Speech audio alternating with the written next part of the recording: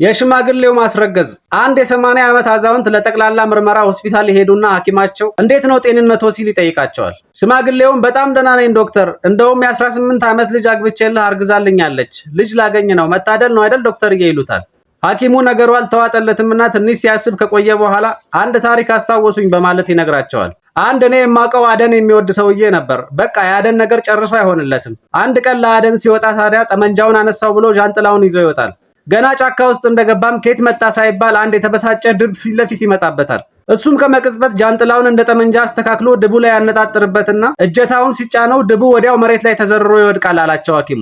ሽማግሌውም በመገረም ይሄማ ሊሆን አይችልም፣ ድቡ ላይ የተኮሰው ሌላ ሰው መሆን አለበት አሉ ጮክ ብለው። ሐኪሙም የእርሶም ነገር እኮ እንደዚያ መስሎኝ ነው አላቸው። ጎበዝ፣ ወጣትን ብንሆን ሽማግሌ ሁሌም ባይሆን አንዳንድ ጉዳዮች ላይ እይታችንን እያሰፋን መጠርጠሩ አይከፋም። ደግሞ ሁሉንም ነገር እንደዚህ በሙድና በጥበብ የሚነግሩ ዶክተሮች ቢበዙልን አሪፍ ነው።